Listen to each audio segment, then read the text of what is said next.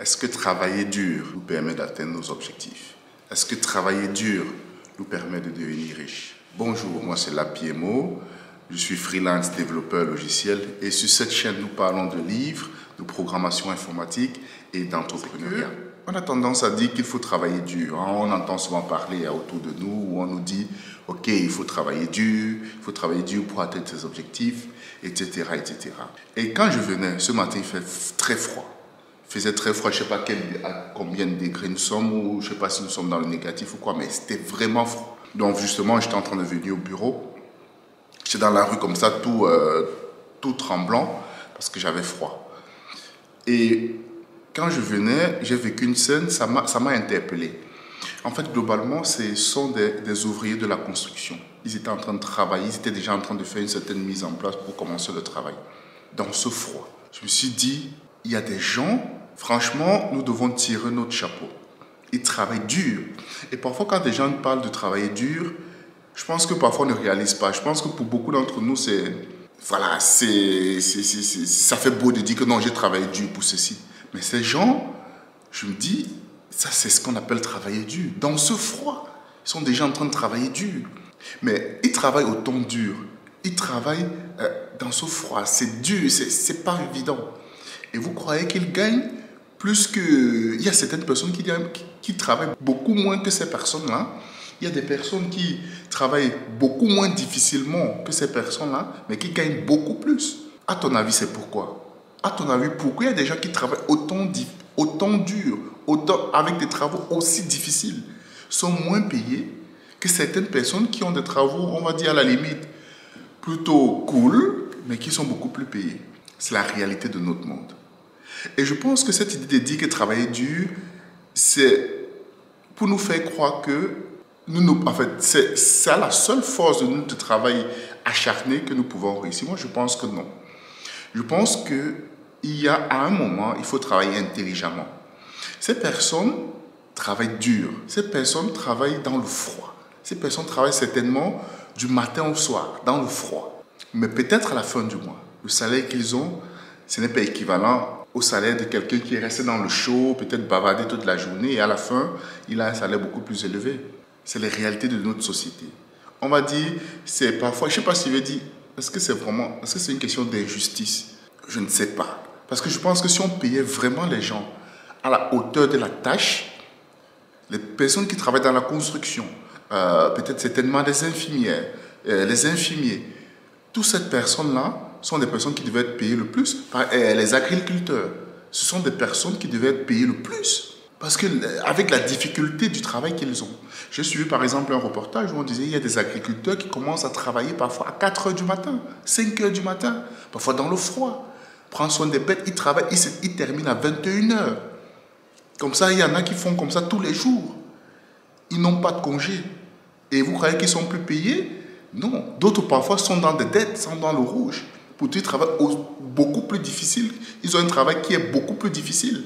Moi, ce que je pense, c'est que c'est ce qu'on dit aussi souvent de développer nos compétences, les compétences recherchées. Les compétences rares et recherchées. Parfois, les compétences rares et recherchées ne sont pas, comment dirais-je, ne sont pas plus difficiles, mais vont payer beaucoup plus. Ce sont les compétences rares et recherchées. Et à un moment, il y a de l'intelligence, de la stratégie qui doit rentrer en compte. Ce n'est pas seulement notre travail acharné. Parce qu'il y a des gens qui travaillent très dur. Prenons l'exemple de l'Afrique. On a souvent tendance à dire que les gens ne travaillent pas. Bon, peut-être pas autant qu'ils auraient dû travailler, peut-être. Mais je peux te dire que quand tu y vas, il y a des gens à 5 heures du matin. Moi, par exemple, récemment, quand j'étais au Cameroun, je me suis rendu compte qu'à 5 heures du matin, il y a déjà de l'activité. Les gens sont déjà dehors pour essayer de chercher leur pain au quotidien. À 5 heures du matin. Parfois d'autres à 4, 3 heures. Tu vois, la rue, elle est déjà bondée. À 5 heures, la rue est bondée. Ce que je vois rarement ici. À 5 heures du matin, en tout cas, dans ma ville où je suis, c'est rare de voir à 5 heures du matin, les gens sont déjà debout. C'est à partir de 7h30, 8h que tu commences à voir l'activité. Le problème, c'est que des gens travaillent dur, mais pour le cas de l'Afrique, les gens travaillent dur, mais il n'y a pas de productivité. C'est-à-dire que ce qu'une personne, par exemple dans le cas de la Belgique, est capable de produire en 8 heures de temps, par exemple en Afrique, quelqu'un pour le produire va faire une semaine. Parce qu'il n'y a pas de productivité. C'est-à-dire que ce qu'un fermier ou un agriculteur en Belgique est capable de produire, je ne sais pas moi, je dis n'importe quoi, est capable de produire en une journée, un agriculteur en Afrique, pour le produire, il va faire peut-être 6 mois, ou je ne sais pas, 3 mois. Parce qu'il va utiliser quoi? Il va utiliser une machine et lui, donc il y a de la productivité. Une seule personne avec une machine produit ce que, voilà, il faut des milliers de personnes par exemple en Afrique pour produire la même quantité. Il y a également des techniques, il y a des techniques agro-industrielles qui rentrent en compte, il y a de l'ingénierie, il y a des techniques agricoles qu'il utilise qui font que ça augmente la productivité. Donc on augmente la productivité. On se rend très bien compte que quelqu'un va venir avec une machette, par exemple, pour défricher un champ. Il va prendre toute une journée pour défricher. Je ne sais pas, je dis n'importe quoi. Il va prendre peut-être toute une journée, 8 heures de temps pour défricher 1 hectare. Quelqu'un va venir avec une machine, défricher, voilà, mettre tout 1 hectare à terre en 1 heure de temps. Ça, c'est la productivité. À votre avis, qui deviendra plus riche que l'autre? L'autre travaille beaucoup plus rapidement. En 8 heures de temps, il a une machette, il travaille. En 8 heures de temps, il travaille. Mais qui est beaucoup plus productif? Qui va beaucoup plus s'enrichir? C'est pour ça qu'il faut penser en termes de productivité. Ce qu'on est capable de produire et utiliser les technologies qui sont en notre possession pour augmenter notre productivité. Il faut penser à utiliser les technologies à notre disposition pour augmenter notre productivité. C'est super important. Il n'est plus juste question de travailler dur. Ces constructeurs, ces personnes, ces ouvriers qui travaillent dans la construction, je peux dire que ce sont des personnes qui travaillent dur. Des gens qui se lèvent, peut-être en Afrique, vont défricher un champ avec la machette 1 hectare, 2 hectares, toute la journée. Il y en a qui sortent des choses à 5 heures, ils vont revenir les 20 heures. Je me rappelle, quand j'allais au champ, on sortait souvent à 5h30, à 6h, on revient à la maison les 18h, 19h, des fois. Et vous croyez que ces personnes travaillent moins dur que certaines personnes qui sont en Occident ou qui sont dans d'autres parties du monde? Non, c'est juste qu'il y a déjà un thème de productivité. Parce qu'à un moment, certaines personnes utilisent des techniques agricoles, utilisent de la technologie pour augmenter la productivité. Donc, en fait, globalement, c'est juste cette scène que j'ai vécue qui m'a assez interpellé, où on a tendance à dire qu'il faut travailler dur. Moi, je pense que, voici ce que moi je pense, c'est que pour un début, il faut travailler dur, il faut charbonner, comme on dit d'habitude, pour un début. Mais à un certain moment, ça ne suffit plus. Pour passer à un niveau supérieur, ça ne suffit plus. Vous croyez que, je ne sais pas moi, disons le plus riche d'Afrique, d'Afrique francophone, ou c'est Dampulo, je crois, ou le plus riche d'Afrique, qui est Dangote. Vous croyez penser qu'il travaille beaucoup plus dur que, par exemple, ces ouvriers qui sont en train de porter je sais pas moi, des sacs de ciment à longueur de journée pendant 8 heures?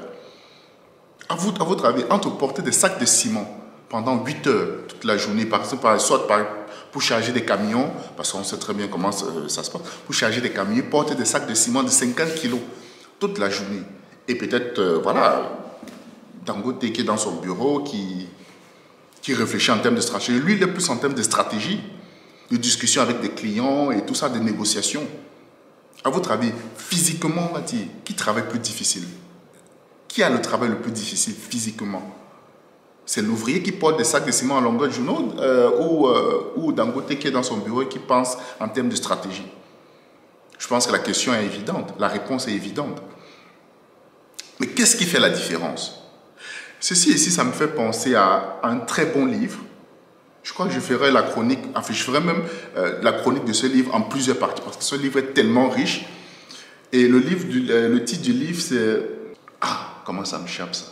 The Lesson of History. Je ne sais pas s'il y a une traduction française, c'est en anglais. The Lesson of History of Will Durant. De Will Durant. C'est un Américain, je crois. Ce livre est tellement riche. Où il dit quelque chose du genre, les hommes qui gèrent les autres hommes gagnent plus. Donc, c'est-à-dire qu'il y a d'abord des hommes qui gèrent des outils. Généralement, ce sont des ouvriers. Des hommes qui gèrent des outils. Et les hommes qui gèrent des outils gagnent plus que ces hommes-là. C'est-à-dire des hommes qui gèrent des outils gagnent plus. Et les hommes qui gèrent l'argent gagnent plus que les hommes qui gèrent des outils. Comment on dit bien ça en fait? Donc au départ, il y a des hommes qui gèrent des outils. le matériel. Donc, il va, par exemple, ce sont des ouvriers, il sera à l'usine. Donc, les hommes qui gèrent des outils. Ensuite, il y a des hommes qui gèrent ces hommes-là. Généralement, ce sont des managers. Ensuite, il y a des hommes qui gèrent l'argent. C'est-à-dire qu'il dit, les hommes qui gèrent l'argent gagnent plus que les hommes qui gèrent les outils. Et les hommes qui gèrent les outils gagnent plus que les hommes qui gèrent les outils. C'est ça en fait. Ça ne veut pas dire qu'ils travaillent plus difficile. Ils n'ont pas un travail plus dur. Ils ne travaillent pas plus difficilement. C'est juste que, je ne sais pas, ça doit être certainement un biais cognitif où on a eu tendance à mettre en avant les travaux, on va dire peut-être intellectuels. On a dû mettre en avant les travaux intellectuels et on a pensé à réduire les travaux physiques ou les travaux peut-être manuels. Mais je pense que tout comme le travail physique et intellectuel, on a besoin de ces deux forces, on a besoin de ces deux éléments pour avoir une société aboutie, une société, disons-le, développée. On a besoin des deux. Juste les personnes qui sont dans leur tête et réfléchissent, pensent aux théories et aux théorèmes, ben écoute, à quel moment est-ce qu'il faut aller mettre les mains dans la saleté pour construire? Parce qu'à un moment, pour construire, il faut se salir. Mais en même temps, s'il n'y a que des gens qui sont là, qui savent que construire, à un moment, il faut des gens pour penser. Parce que pour faire quelque chose d'assez élaboré, il faut prendre le temps de penser avant. Donc ça, c'est la réalité de notre société. Parfois, je ne sais pas si c'est une forme d'injustice ou de biais cognitif que nous avons.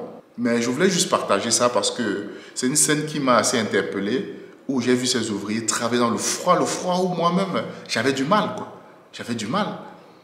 J'étais déjà tout grelottant comme ça, dans le froid, ils étaient là en train de travailler. Il y a des gens qui travaillent vraiment dur. Vraiment dur. Vraiment, chapeau à ces personnes-là. Chapeau à ces personnes qui travaillent très, très, très dur. Je pense qu'on devrait les mettre souvent un peu plus à l'honneur. Mais bon, nous sommes dans une société où parfois on a tendance à mettre à l'honneur des choses qui ont moins de valeur. C'est la société. C'est notre société. Qu'est-ce qu'il faut faire? Qu'est-ce qu'on peut faire? C'est notre société. Allez, je voulais juste partager ça avec toi. Merci d'avoir regardé cette vidéo. Si tu as aimé le contenu, laisse un like, abonne-toi si ce n'est pas déjà fait et active la cloche des notifications pour être informé de la parution de mes prochaines vidéos. Moi, c'est Lapiemo et merci d'avoir regardé cette vidéo. Bye bye. Et avant de partir, laisse ce que tu en penses dans les commentaires. Qu'est-ce que tu en penses de ça dans les commentaires? Est-ce qu'il faut vraiment travailler dur pour réaliser ses rêves, autant pour moi? Est-ce qu'il faut vraiment juste travailler dur pour réaliser ses rêves ou est-ce que tu penses qu'à un moment, il faut quelque chose en plus? Allez, merci d'avoir regardé cette vidéo et à très bientôt. Bye bye.